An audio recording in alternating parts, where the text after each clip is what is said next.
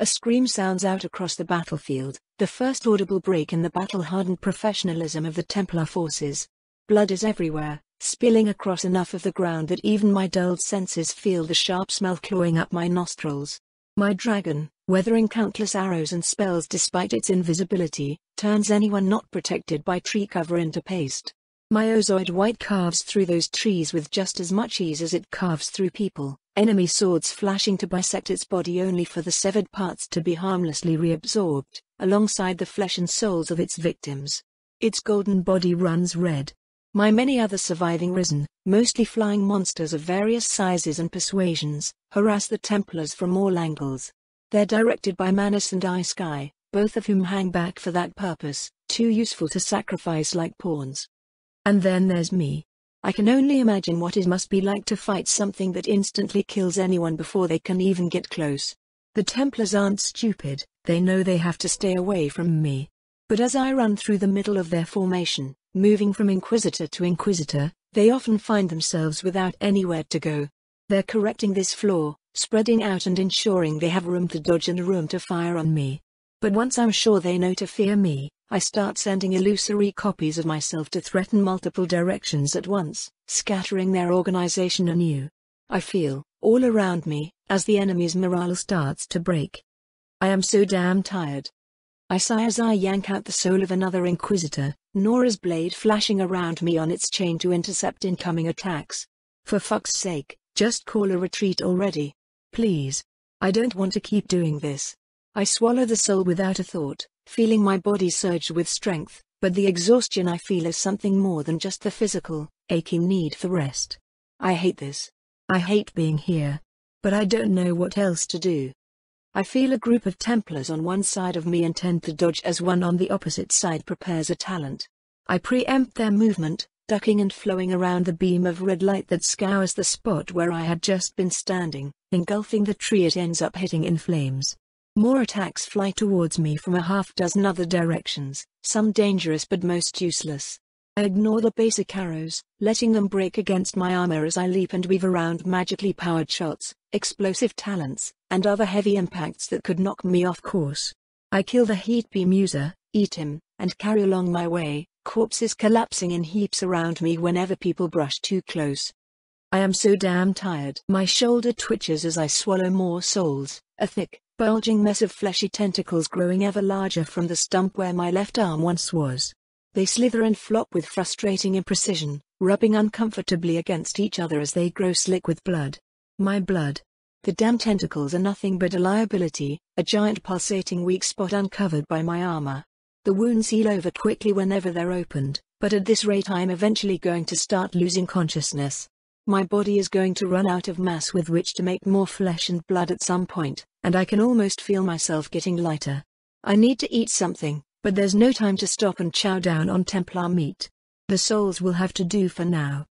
I recognize, dimly, that I just considered cannibalism and didn't feel a single shred of disgust at the idea. I guess I'm already eating the souls, so why not the bodies? If anything, that's way less of a moral problem. Whatever. There's better food back home. I hope I can go back soon. I am just so damn tired. A great horn bellows out its call, relief and terror flooding through the Templars. Shit, what does that mean?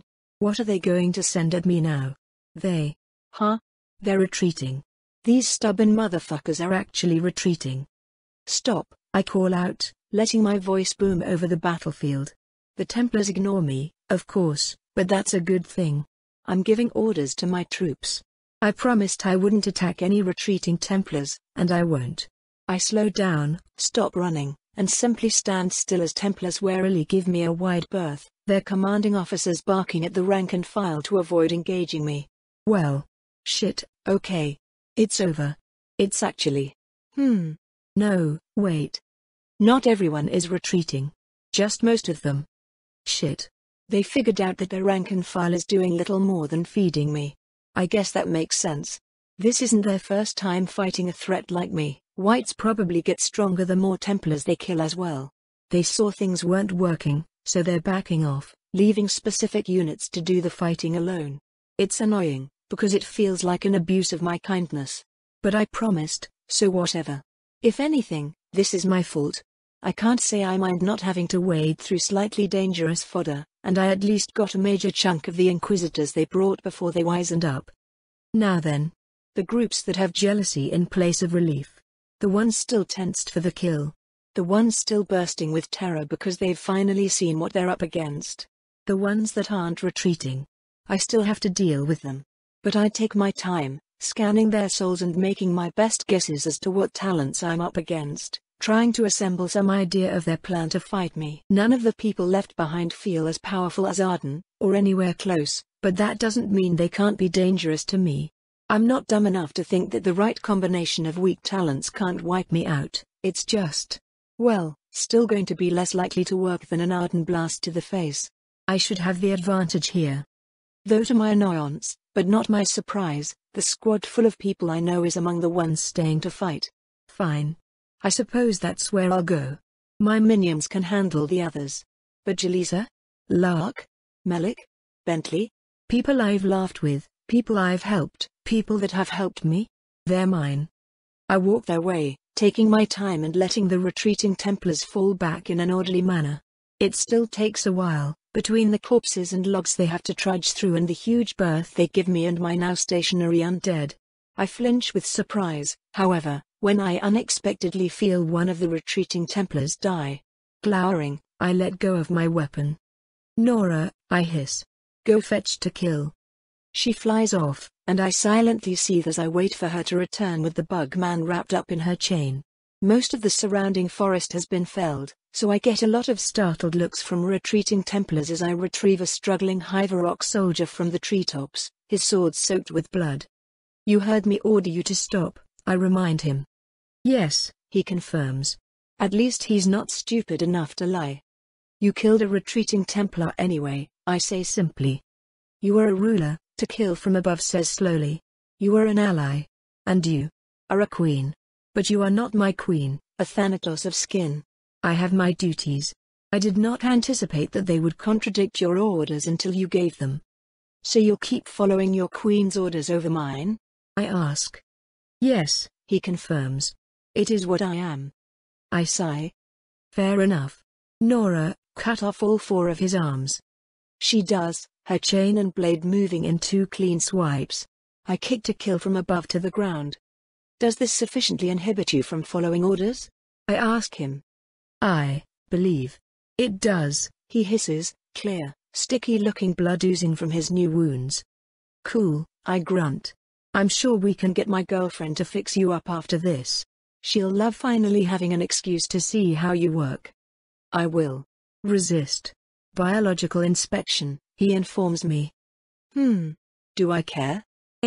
Yeah, I guess I do. He's been a big help establishing our little town. You can remain armless if you prefer, I guess, I allow, shrugging. Good luck, to kill. Don't fuck with me again. I resume heading towards where I feel my former acquaintances waiting for me. I give to kill from above 80-20 odds of bleeding out or just getting stabbed through the face by a passing Templar as they retreat, but he's a resourceful guy so I won't be that surprised if he makes it out of here somehow. I don't really care much either way. I just want this to be over. I have to deal with old friends first, though. I step through a cluster of still standing trees and see them with my eyes for the first time. Of course, that hardly means much, since they all look basically the same. Templar armor does that.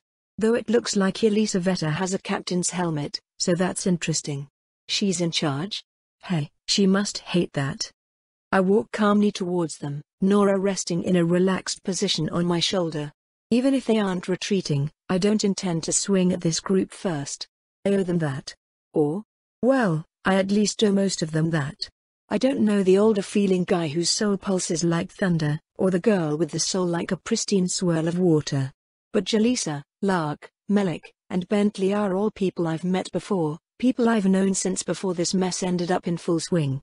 Which means they, might actually be able to see me as a fucking person.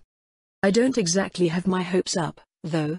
For one, it's obvious they've prepared this place as a battleground. I see and feel metamancy glyphs all over the goddamn place. They've set up near a small pond which will probably help the girl with the watery soul somehow. and they've all settled into combat-ready stances, the feelings in their souls indicating that they're mentally reviewing whatever their plan to kick my ass happens to be. Lovely. I pump mana into and consequently annihilate every metamancy glyph that ends up in my range, but otherwise I just keep approaching without making any aggressive moves. They, likewise, don't attack me. But I feel as though it's probably going to fall on me to start a conversation, and I'm not sure how to do that. Well, I suppose there's always old reliable.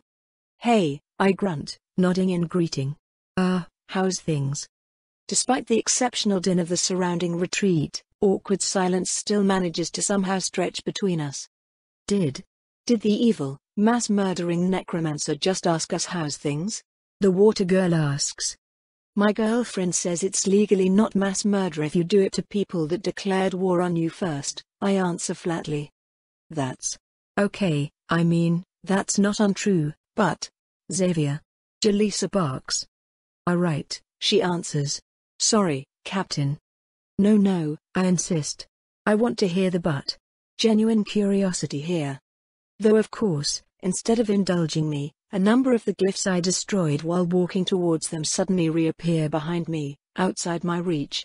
The water woman, Xavier, I guess, but I doubt I'll remember it, unsurprisingly has a water talent, and, with Bentley grabbing and somehow seeming to support her, moves a huge mass of the stuff up into a big ring around all of us. The glyphs activate, freezing the water into a huge circular ice wall that traps us all inside. The older man I don't recognize uses his talent on the wall, though so far as I can tell it doesn't seem to do anything. Still, I find myself rather incredulous about the whole situation. Really? I ask. This is your plan? To force me into close quarters where I'm strongest?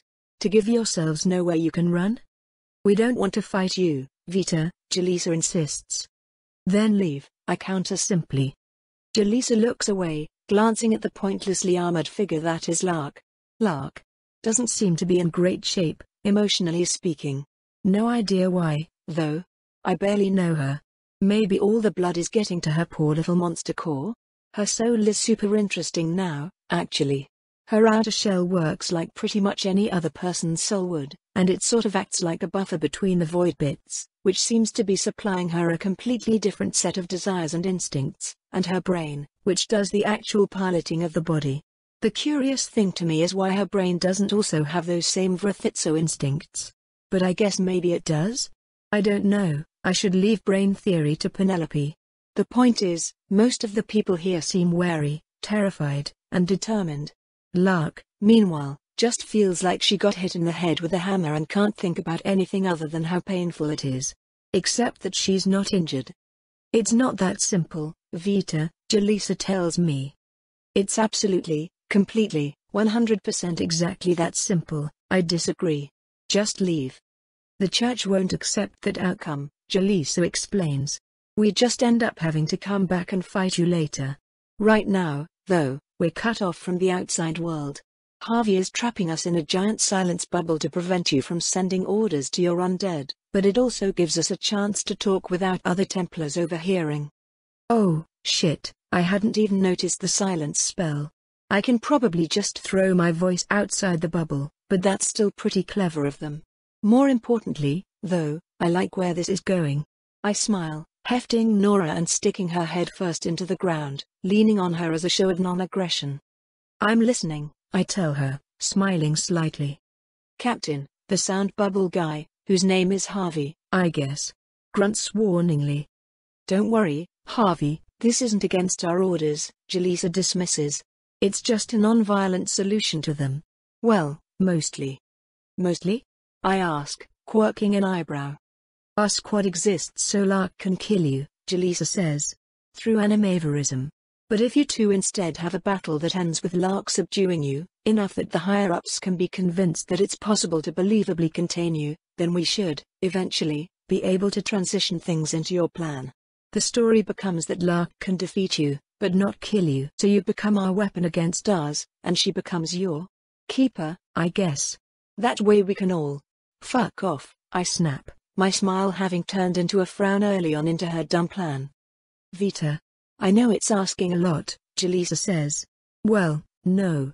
Honestly, it's shitty. It's awful, It's unfair, and puts you at a disadvantage when you're currently in a position of strength. But it's also the only way we all get on the same side.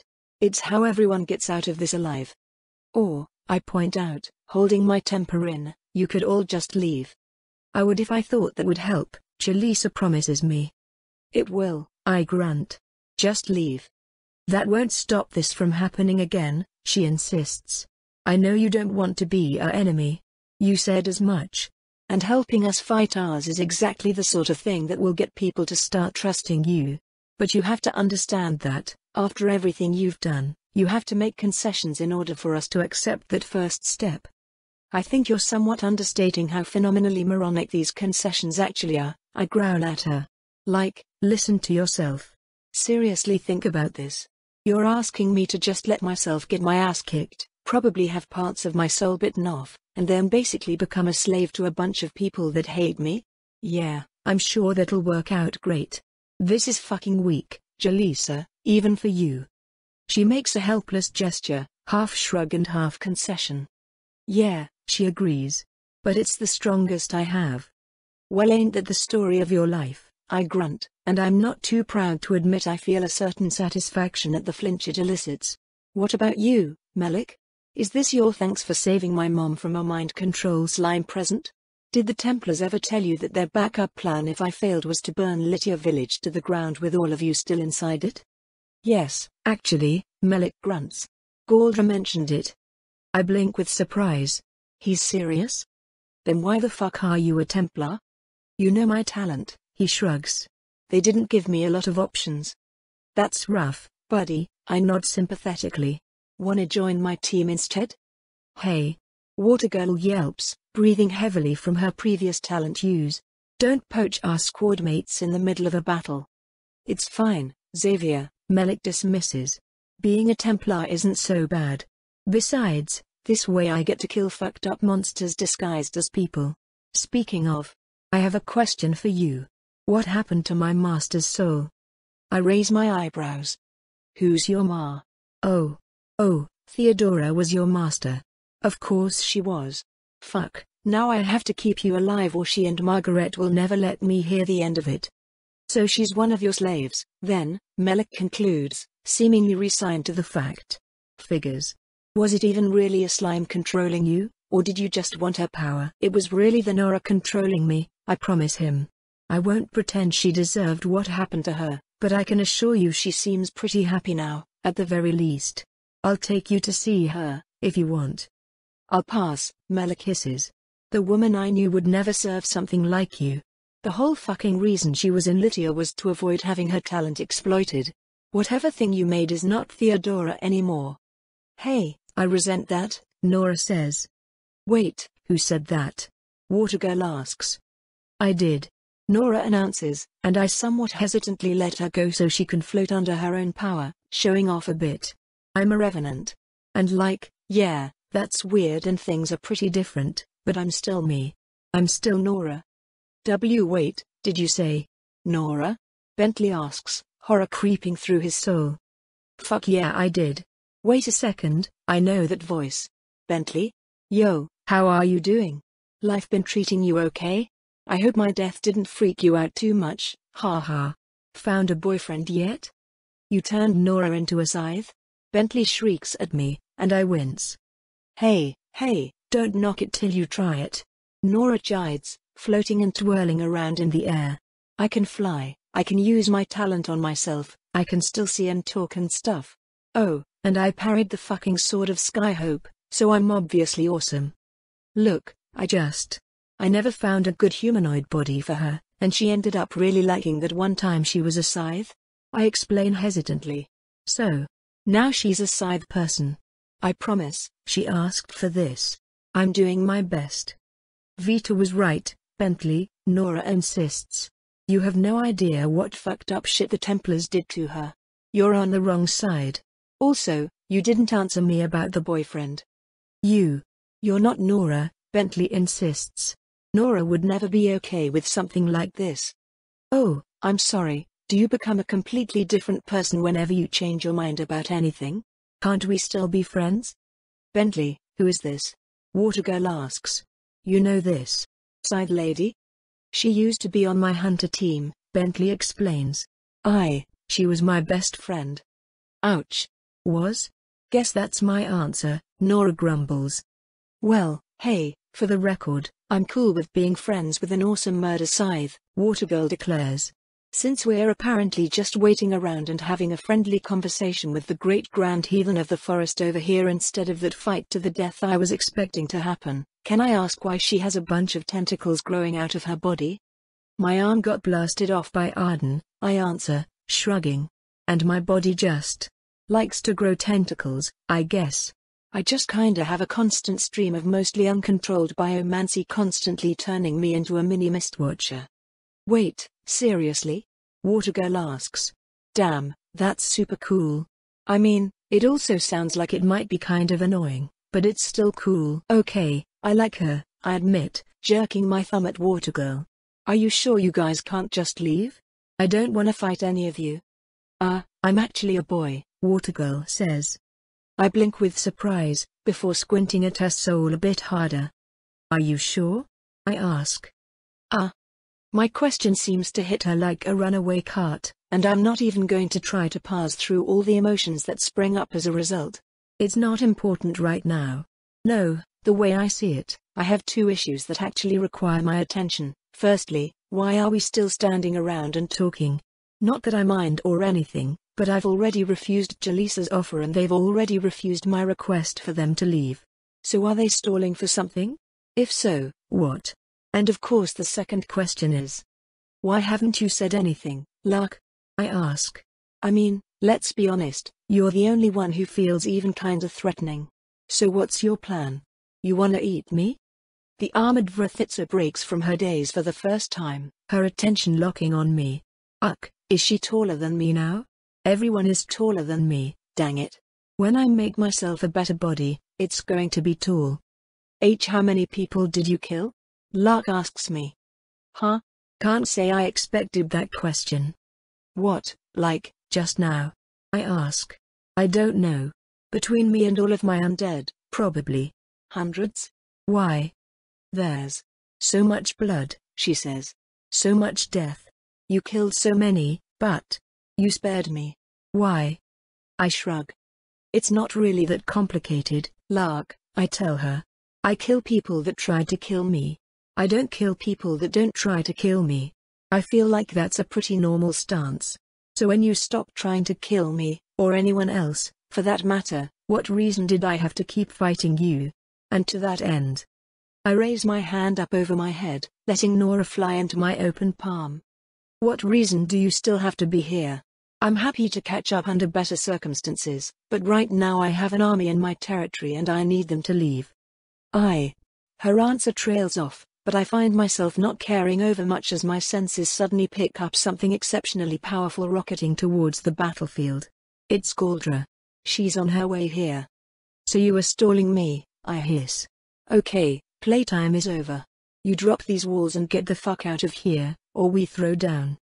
I weave a chinemancy spell to create attack orders outside the silence bubble surrounding us, but it gets blocked by some metamancy bullshit. Okay, I see how it is. I crouch down, readying to strike. The chinemancer preventing me from getting help is in the back, so Melik will be my first target. I need my dragon to bust me out of here. Last fucking chance, I snap at them. Let me out. Now. Do or die, Lark. Jaleesa shouts. Or both, Lark answers quietly, and suddenly she's on top of me. Holy shit, she's fast. I barely manage to deflect her sword with Nora's shaft, my tendrils lashing out in retaliation. She pulls back, twisting and weaving as she bites my tentacles with her helmet still on, causing pain to flash through my soul. Fuck. I can create as many tentacles as I want, and I doubt she can bite all of them, but do I want to rip her soul out after all the effort I went through to keep her alive? Why am I even using tentacles at all?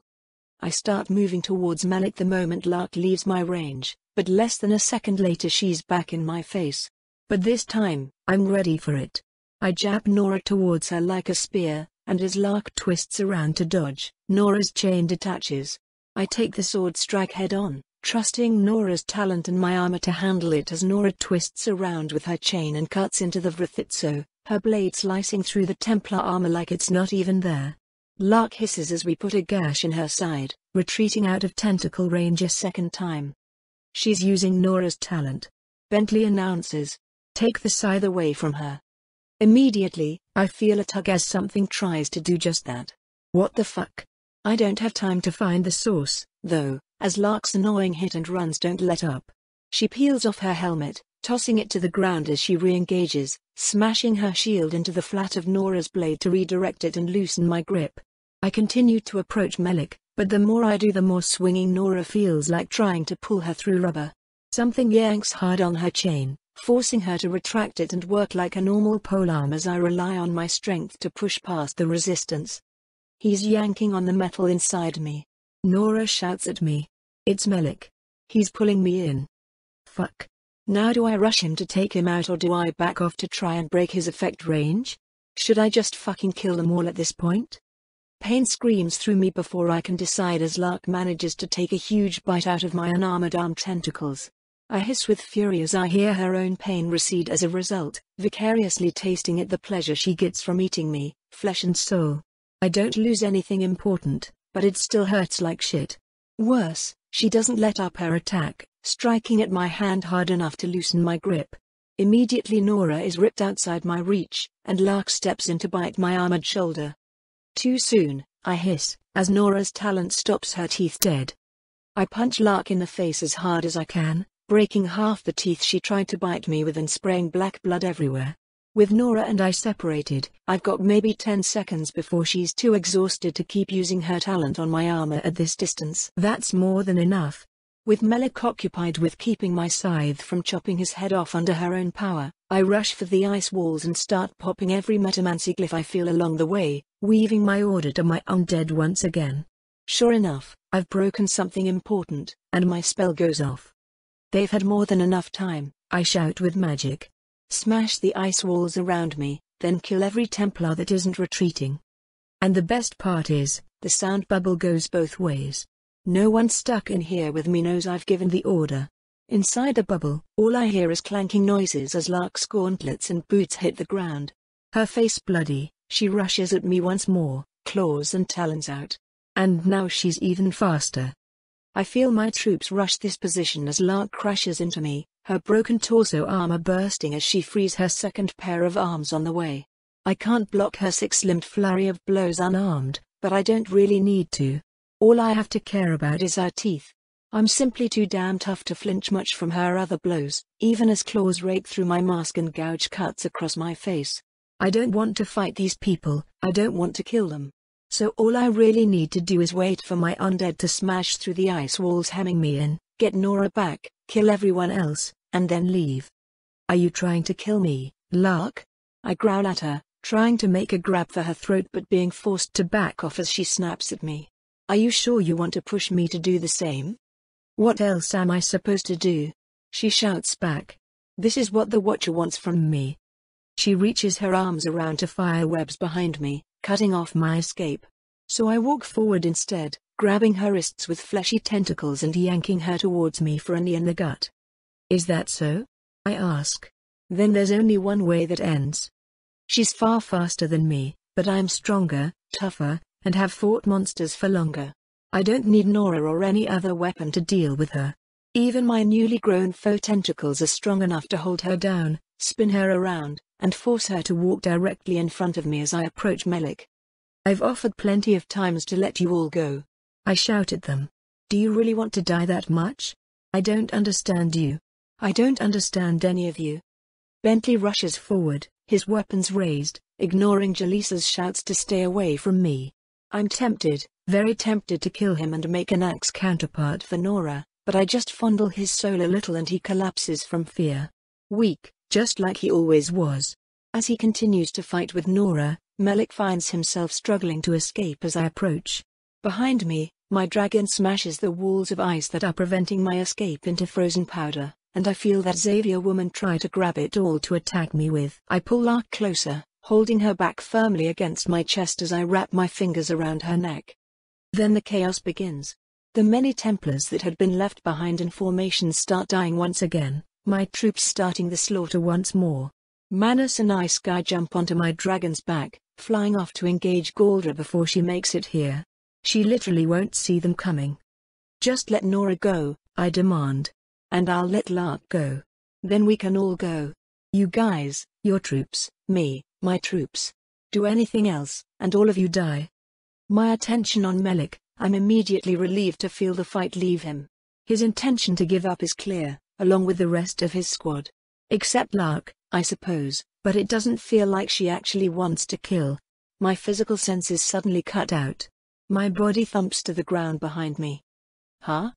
Before I can react, she's rushing away, grabbing Bentley and dragging him out of my tentacle range. I try to move, try to look around, but my shattered threads only pull on empty air. What just? Oh. I see.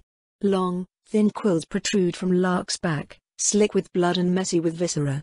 It's hard to tell from the silhouette of my soul sight, but I think there might be small bits of my skull and brain on there. What the fuck? She didn't have those things the last time I fought her. Did Penelope tell me about those? Shit, she might have. I don't really remember. My thoughts feel fuzzy. I think I just died. Well, fine, then. I let my tentacles sink downward, finding my corpse and feeling around inside it for purchase. Grabbing on, I let myself fill my old vessel, flowing through the insides and letting my power take it once more. Honestly, my body is much more comfortable, all of a sudden. Sure, my head has been vertically bisected and I've lost the tentacles that were replacing my arm, but nothing in here is moving. At least not on its own. My heart no longer throbs in my chest, pulsing fluids to every corner of my innards. My lungs no longer feel the urge to suck in and expel wet breaths. My body is calm. The joy of it almost makes me calm as well, but not quite. Death it is, then, I try to say, but one half of my head falls to the side and all that escapes my throat is a wordless rush of air. I suppose that's fine. I burst forward, not holding a single bit of strength back as I feel the telltale rip of my muscles tearing. Though this time, I truly don't have to care. My body is already dead, and my muscles provide nothing of value anymore. I close the distance between myself and Melik with a single leap, grab him by the face with my one remaining hand, and slam his body into the dirt below. I feel him lose consciousness immediately, letting go to snatch Nora back out of the air. I should have known better than to try to spare them. They're not worth it. Never were. I'll kill them. I'll kill them all. But they'll suffer first. Bentley rushes at me again, so I swing Nora at his waist to cut off both his legs. Everyone dies. Everyone is food. All but the one I promised. My one remaining eye swivels in my belly to stare at Jaleesa. Only you, my tentacles spell out for her in cursive. She orders a retreat. Too late, little jelly. You had your chances. Far too many of them. My dragon dies. My revenants die. I feel them shatter in sequence, and soon they are joined by countless others. Galdra the Annihilator approaches, and I snarl in rage. The water girl rushes forwards to try to help Bentley, so I grab her and hurl her at the Kinemancer in the back, shattering the armor and bones of both. My tendrils rush forwards, ready to rip out the souls of my victims, but Lark moves with impossible speed, severing them with teeth and quill before I can devour my meals. She attacks me next, biting my exposed flesh but finding herself unable to pierce my skin. Foolish girl. I'm dead now. Nora can make my body just as invincible as her own. I grab her head, rip her off my body, and snap her neck, letting her collapse to the ground. Before I can feast, however, the air around me turns to fire.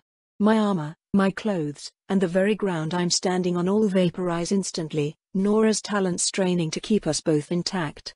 I let a pulse of myself into the world, blue mana shattering yellow and ending the spell as I glower up at my new enemy. Galdra the Annihilator.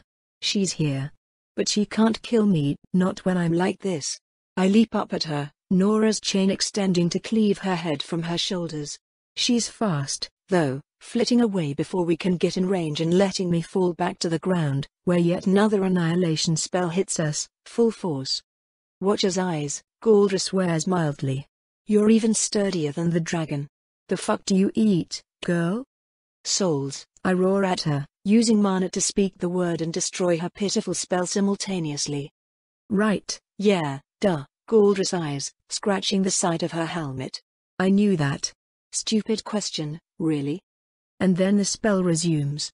The burning, all-consuming heat of annihilation flares to life around me, following me as I try to dodge, letting up only in the moments I force it to with my own mana. Which is something I can only do in bursts, while Nora's soul strains more and more under the power needed to resist incineration. Who'll tuck her out first, I wonder? Galdra taunts from above. Me, or your stick? I've been going hard for 60 years, girl, and you'd better fucking believe I've got at least 40 more in me. Galdra starts supplementing her annihilation spell with projectiles to harass me with and further strain Nora's talent. I continue to dodge and weave, letting my mana bloom into the world as often as I'm able to give Nora rest. But Galdra is right, I'm losing this. I should have taken Nora and the dragon to personally fight her, not leave her to a bunch of worthless Templars. Now I don't have any way to fly. And to make matters worse, I feel a tug again. Melik has regained consciousness. He's badly shaken up, but his jerks and tugs on Nora's body are enough to be a problem, and I've been focusing so much on dodging Galdra's attacks I'm no longer in range to just soul kill him. Or anyone else on his team, for that matter. Shit. You're dumber than you were last time, Galdra comments. You fight like a wild animal while dead. The instant after I destroy her annihilation spell with another pulse of mana, she uses a different spell. Ice walls solidify into existence from the air around me, hemming me in before I can destroy the spell that creates them. And beneath me, the ground starts to boil. I let out a pulse all around me again, but it doesn't seem to stop what's happening. If anything, it makes it worse. The heat is already there. She'd been gathering it and collecting it below me in order to make a trap of molten dirt and stone. My feet start sinking down into the red, noxious liquid floor. The moment Nora stops using her talent, I lose my legs. And then her annihilation spell restarts anew. Time to see if this really works, then, Galdra muses. Stay back, everyone. More and more mana gathers around me. More and more heat. Nora and I start to cook alive, and not even my mana pulses give her relief. Her soul is straining, being pushed past limits she's never reached before. I swing her at the walls hemming us in, cutting loose massive chunks of ice that sink into the lava pit that's now caught me up to my waist. Wait, part of me thinks. If I cool this off now, won't it just solidify around me? But the idea is caught in a swarm of fury and desperation, an unrelenting deluge of survival needs. I have to cut myself free. I have to kill Galdra. I have to devour them all. But I feel Nora's talents start to fail. I feel her desperation, her pain, the quiet breaking of something deep inside her soul. I feel her decide to focus on protecting me, even at the cost of herself. And finally, as the inferno continues to rage, I feel her break. So the part of me that still thinks coherent thoughts decides to let go. Nora flies out of my hands, caught once again by Melik's talent. I know I don't even have 10 seconds this time. Nora's talent deactivates the moment her soul loses consciousness, something that I've never even seen happen to revenants before at all. I feel my body dissolve into ash, pain screaming through me as the threads of my soul which hold me inside it do the same. Trapped in my own corpse, I burn. I have to leave. I need a different body. But they're all too far away. I can't reach. I'm tired. I am so damn tired. But I'm not dead yet. As my corpse dissolves to nothing, with me burning inside it, I leap. Helpless. That's the emotion that has defined my life for as long as I can remember. Even the beginning, the single most pivotal moment of my life, getting my talent, was just helplessness magnified 1,000-fold. Every day I woke up helpless, paralyzed by my own mind. And so I worked as hard as I could, I pushed my mind as far as it could go. I trained myself and became one of the strongest people in the world so I could join the Templars. Just to once again find myself helpless when my team tried to take down Evrathitso. I was helpless when I woke up in the hospital, helpless to prevent my transfer to the Inquisition, helpless to make a real difference at Site 4, helpless when Vita slaughtered everyone on her way out, helpless when she dragged us all through the forest, helpless when Victoria begged for help escaping, helpless when she died for the attempt. Helpless when I suffered through decontamination, helpless to stop my superiors from starting this pointless fight, helpless to do anything to stop it, and now I am wrist deep in the blood of a Templar under my command. Sweet, beautiful Bentley, bisected by a former friend. His legs lie next to me as my hands press his gaping waist, fingers flashing through a healing spell that my triage training says won't be enough. That I should be leaving him to die, because a lost cause is a waste of resources that might be needed healing Malik's concussion, or Xavier's internal damage, or Harvey's broken bones, or Lark's. Everything. But I'm not letting someone under my command die. I can't. If I don't at least try, I'll break. I may be helpless, but I always try. What more can I do, when I'm just a normal woman dealing with veritable gods? Come on, Bentley, I call to him, pushing as much healing magic into his body as I'm able, trying to staunch the flow of the arteries and veins dumping his blood onto the dirt. Stay with me, Templar. Help. Lark. He mutters blearily, because he's too fucking good for this shit world. Neck. Her neck. I spare a glance Lark's way, noting a lot more wrong with her than just her neck. Though that is a prominent issue, since it's turned completely the wrong way around. She lies on her back, but her face is still in the dirt, black blood leaking out of her shattered mouth. Both of her arms on the far side of me are missing as well, burnt to nothing for the crime of being too close to Vita when Galdra started her attack. The attack, as best I can tell, is going in Galdra's favor. Vita seems to be trapped and is slowly being, well, annihilated. Malik is still trying to get that damn scythe away from Vita, the tough bastard, but I have to ignore all that and focus on Bentley. A High Templar has stepped in and I'm trusting her to handle it. As for Lark's injuries, well, I can still hear her heartbeat. Vrathitso are too goddamn tough to die from something like a broken spine. She'll be fine, I promise Bentley. Just stay awake for me. Can you do that, Bentley? Focus. Stay awake. I say that, but my logical mind pushes through my horror and tells me it's a lost cause. Bentley is losing blood far faster than I can heal him. Behind me, I hear the scythe finally slap into Malik's waiting palm, and the roaring fury of Galdra's magic annihilates Vita soon after. But I can't spare a glance to care. Xavier. I call out. If you're still conscious, I need your talent on the blood. Trying, Mom. I hear Xavier's response as nearly a sob, the poor kid struggling to crawl towards us with all the bones he's broken. He's too far away and too low on strength. My team is on it, though, Watcher bless them. Harvey's leg is twisted badly enough for me to know it's shattered, but he still staggers onto his hands and knees, loops one of his arms around Xavier, and starts dragging him closer. I watch and feel Bentley's blood quiver in the broken veins, the flow slowing and diverting enough for my magic to start sealing things up. Holy shit, we're doing it. We're actually going to. An icy chill pulses through my spine as I see a spiritual tentacle flit past my vision. No. No, no, no, no. I keep working on Bentley, stabilizing him, sealing his wounds over, but I can't resist glancing around. That was Vita, right? She got away? Where is she now? I don't see her anymore.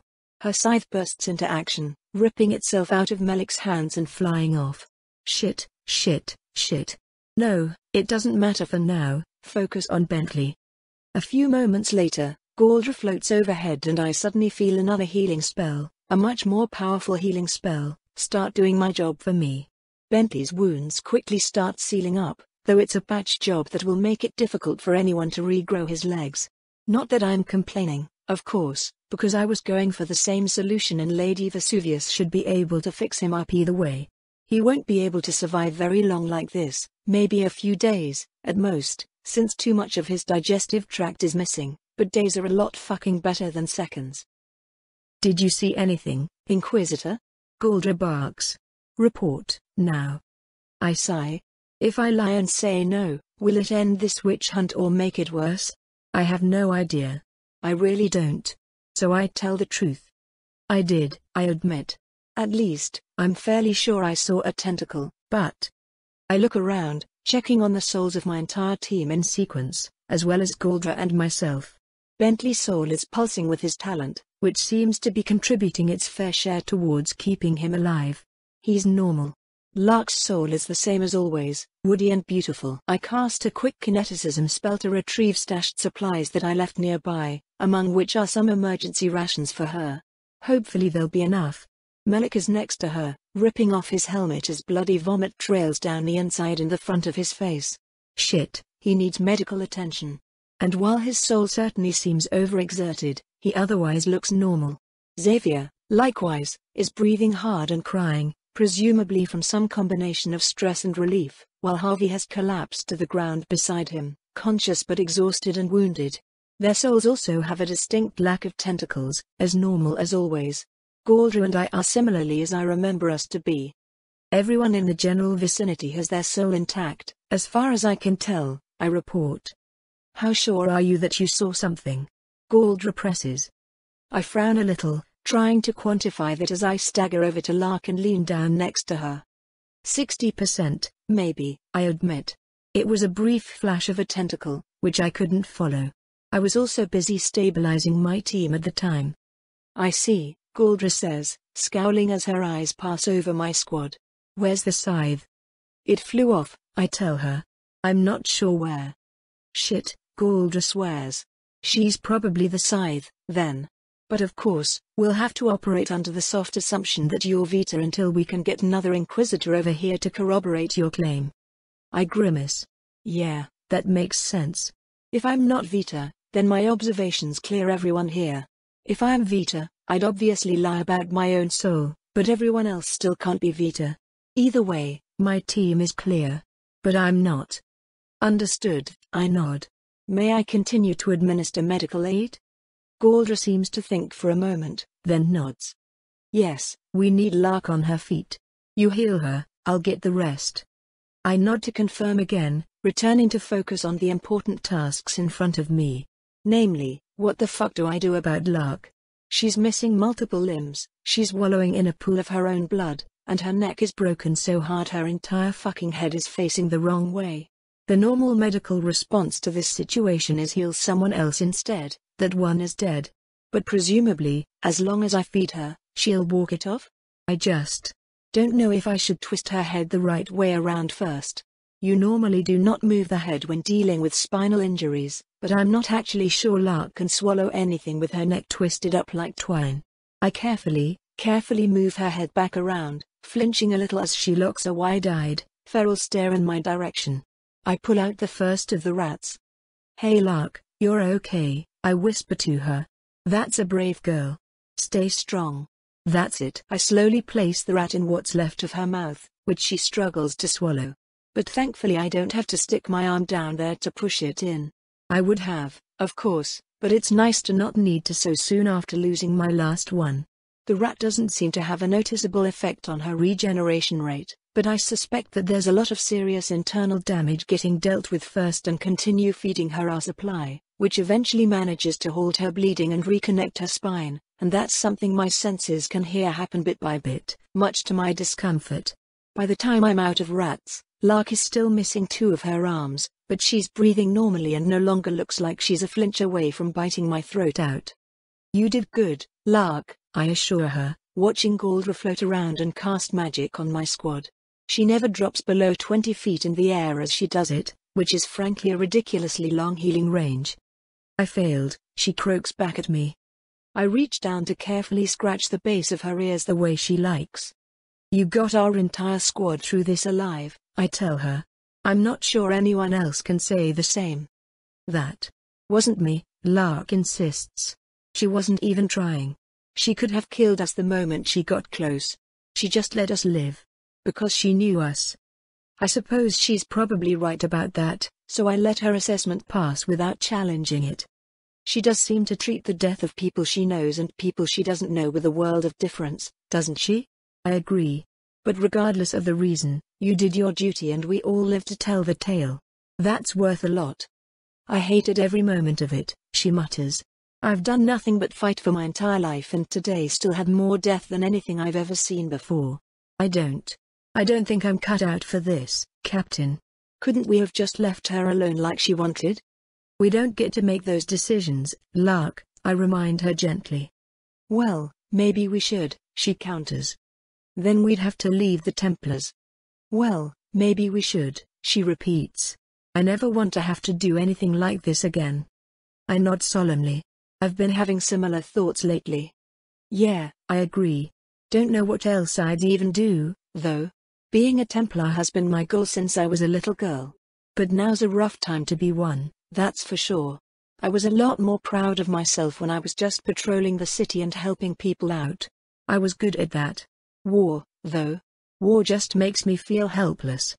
There's not much to say after that. Our surviving forces and Vita's surviving undead do a final skirmish before both groups break off, spilling the horrid scent of offal ever further through the forest. 13 Inquisitors manage to survive the fight, and Galdra brings them over to confirm my report. Everyone's souls look normal. No sign of tentacles. Why are we in full retreat? Galdra snaps at one of the Templar commanders. Intelligence suggests she still has a base camp. That could be where the Lich fled to. We're not in any shape to search the forest for a camp, let alone fight the Lich again, the commander insists. In no small part due to your departure. Where have you been, Galdra? Arden died an honorable death, but they shouldn't have had to die at all. You were expected to be with us. Galdra huffs in frustration. Skyhope was attacked, she announces. It was a surgical strike from sleeper agents in the city. The Inquisition has been entirely wiped out. The survivors here and at Sites 1 through 3 are our only remaining anti-animancy forces. Watcher's eyes, the commander swears. How did they wipe out the entire Skyhope Inquisition? Well, based on examinations of the bodies, we believe First Lady Vesuvius was involved, and possibly compromised by animancy. Her whereabouts are currently unknown, but we've managed to secure her research lab. Oh, fuck. That's not good. I glance back at my team, or the few of them that are still walking, anyway. Bentley, Xavier, and Harvey are being transported by our medical squad, leaving only Lark and Melik to trail behind me like ducklings. Melik dry heaves again, his post-combat adrenaline crash having hit him like a truck. He's been without anything to vomit for a while now. Lark looks horrified, though, and I don't blame her. Lady Vesuvius has been a big help to all of us. Though I have to say, I'm not that surprised that she. Frowning, I back that thought up a little. I'm not surprised that she what? Was a sleeper agent for an animancer? No, that's pretty surprising, and absolutely terrifying. Watcher's eyes, I need to go home and sleep for a week. With my squad banged up this badly, that might even be what we get to do. A girl can dream, I suppose. We'll need to survive the trip home first, though. Leaving the battlefield happens quickly, but not quickly enough. The stench of blood and gore and death suffuses the forest now, and with the battle over the scavengers have come out for the buffet. Most ignore us, why wouldn't they, when a smorgasbord of already slain prey exists in a convenient pile already? But even despite this we're faced with a terrifying onslaught of tooth and claw. Countless monsters swarm us, and while Galdra can incinerate them with the thought she can't be everywhere at once.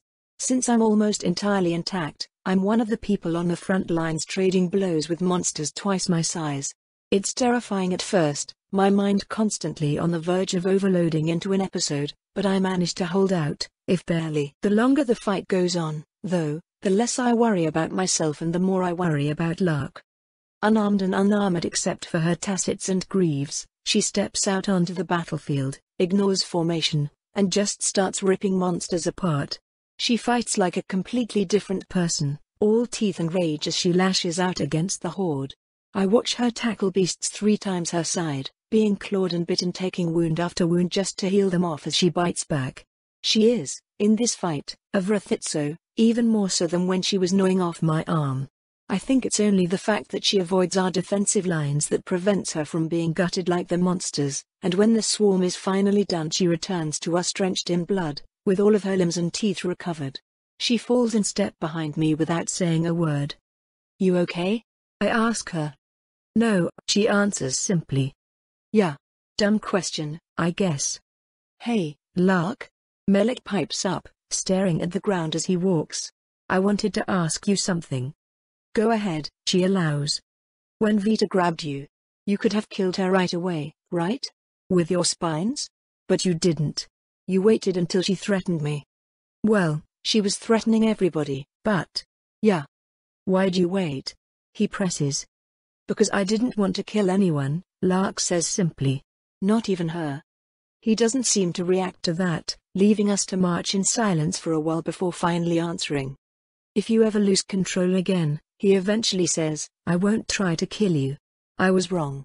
And you deserve more than that. Lark glances his way impassively. Suit yourself. I let myself smile, just a little. At least there's some good to come from this. My squad made it out alive, and they'll grow as people from it. Well, at least hopefully. I'll need to closely monitor everyone and ensure their mental health is taken care of while the biomancers tend to their physical needs. But I think it will be best to wait at least a couple days before I decide who does and doesn't need me to intervene. Right now, everyone is just tired. The trek back to Skyhope thankfully doesn't end with any other Templars dead. The whole city is a mess when we get back, though, no doubt owing to Lady Vesuvius' alleged attack on the Inquisition. The attack sites are quarantined off, which of course means that most of the largest Templar facilities aren't available for use, but I get called for a debrief anyway in a cobbled-together command center within the city. Based on your observations, Captain, what would you say are the major blunders that lead to the failure of the operation? I'm asked during the meeting. Attempting it in the first place, I answer immediately, which doesn't seem to make Command very happy. To clarify, Captain, what tactical blunders lead to the failure of the operation? One of them answers, entirely unamused. Which is fine, since I'm not exactly joking. Assuming that not accepting the Leech's offer of alliance against us is not a valid answer, I begin, and the looks I get from Command indicate that it isn't. I would say a delayed and inefficient response to the Lich penetrating our lines caused the most damage, followed by our orders to not allow Lark to engage the undead under the Leech's command. The majority of our casualties were caused by a lack of response to the high Templar level threats, which we had no answer to due to Galdra's absence. Galdra's absence was unavoidable, given the circumstances, Command insists. I find that somewhat silly, since she didn't even make it back to Skyhope before the damage was already done, but pointing that out is worthless here. That is why we should have had a proper backup plan, I answer instead. I'm dismissed not too long after that, with orders to stand by.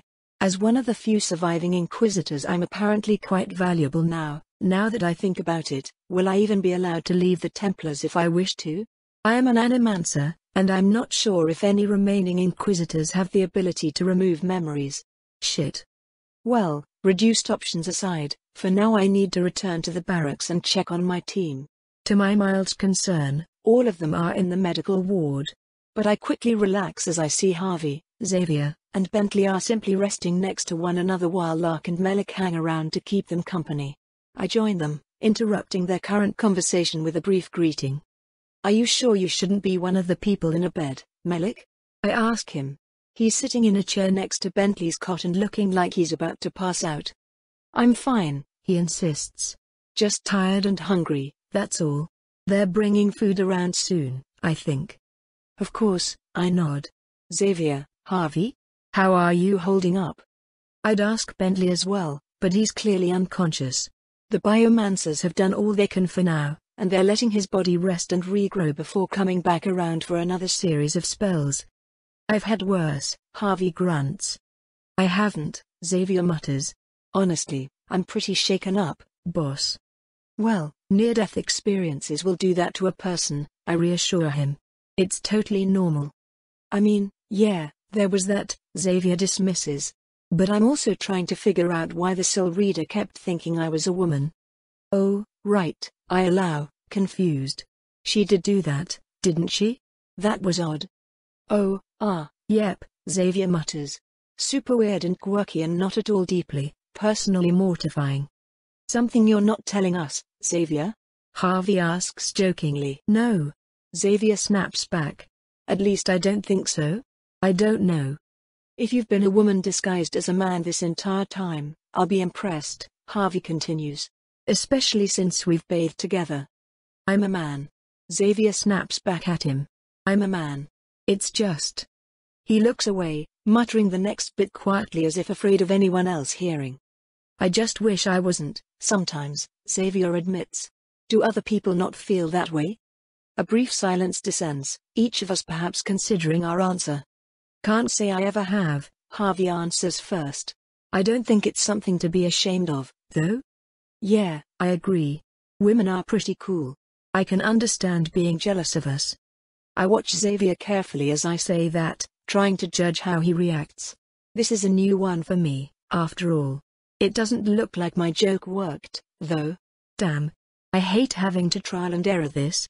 I've heard that Lady Vesuvius publicized a series of biomancy spells that could change someone's sex over the course of a few months. Lark comments idly. Lady Vesuvius is missing, and probably a traitor, Xavier grumbles. Maybe, Lark admits. But this was a while ago. You might be able to find other biomancers willing to do the procedure, but I doubt it will be cheap. It doesn't matter anyway, Xavier mutters, looking away. Why not? Melek asks. Because it'd be weird. I've already been a man my entire life. Xavier answers. And besides, Bentley wouldn't want to date a woman. He and a few other members of my squad turn to glance at me, since having a relationship with a squad mate is technically against policy. I just shrug. I didn't hear anything, I lie brazenly. I'm probably going deaf. That gets a few chuckles, at least. The conversation trails off after that, none of us having advice, or even context, for Xavier's situation. I didn't know souls could be male or female, but I suppose if they can, and Xavier has a woman's soul in a man's body. Well, I don't actually have any idea what that would be like. Probably very strange, at minimum. My squad and I continue chatting about various things late into the night, though before long most of them start to pass into slumber. Melek didn't even get out of his chair, now leaning on the foot of Bentley's cot as he drools protectively over his squad mate. It's kind of cute. Only Lark and I are still awake, and while we don't really want to leave, we've made somewhat of a silent agreement not to speak either. We don't want to wake up the boys. Or whatever it is Xavier's situation makes them. Arg, I'll have to look into all this tomorrow. For now though, I doubt I'll be able to pass into rest anytime soon, and especially not in the medical ward. There's too much activity, too many people moving around, and too much stress in the air. There's also been a fly buzzing about, making a nuisance of itself. I watch it with mild annoyance as it circles around the room a half-dozen times before finally landing on Melek's hand. It dies instantly, its tiny spirit sucked out of its body, pulled down Melek's arm and entering his soul.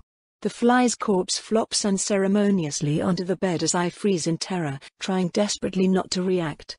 Oh Watcher, Vito is alive. She's alive and sleeping peacefully inside my squad member's body. What should I do?